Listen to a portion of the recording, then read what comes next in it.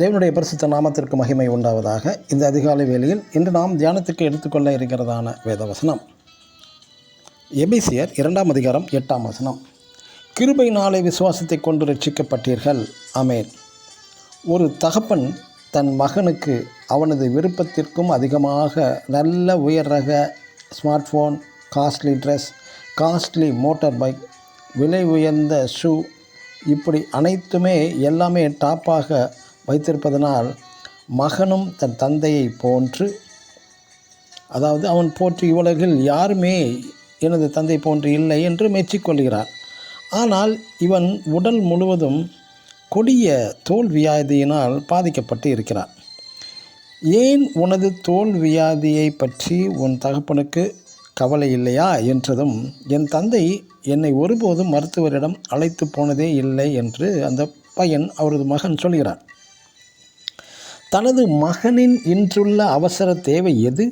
மகனின் தோல் வியாதியை முதலாவது சரி செய்வதில் அது அவசியம். அதை விட்டுவிட்டு தனது மகனின் உலக ஆசைகளான விரும்பிய பொருட்களை வாங்கி தந்து சந்தோஷப்படுத்துவது அது சரியல்ல.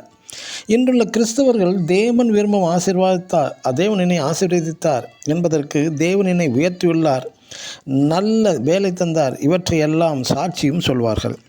இங்கே தேவன் அவர்களை பலவித ஆசீர்வாதங்களினால் நிறைத்திருப்பது உண்மைதான். ஆனால் பாவத்திலிருந்து விடுபட்டு ரட்சிக்கப்பட்டாயா என்றால் அது கிடையவே கிடையாது என்பார்கள். முதலாவது, தனது மகனின் தோல் வியாதியை சுகப்படுத்தாத தகப்பனை போன்று இருக்க முடியாது. முதலாவது, மனிதனுக்கு எது தேவை என்றால் உயர் ரக சாப்பாடு, வீடு, கார், பங்களா என்பது அல்ல. முதலாவது, தேவ மகிமையை இழந்து போனதான மனிதனுக்கு பாவத்திலிருந்து விடுதலை பெற்று ரட்சிப்பு அவனுக்கு மிக மிக அவசியம். இந்த ரட்சிப்பை காண்பிக்க இயலாத மனிதன் ஆசீர்வாதம் தேவனுடைய ஆசீர்வாதம் அல்ல. பிரியமானவர்களே, மனித அறிவினால் செல்வங்கள் பெருகும், அவனது திறமையினாலும் செல்வங்கள் வரும். ஆனால் இயேசு கிறிஸ்துவுக்கு தன்னை ஒப்பு கொடுத்தால் மட்டுமே ரட்சிப்பு வரும். ஆமென். God bless you.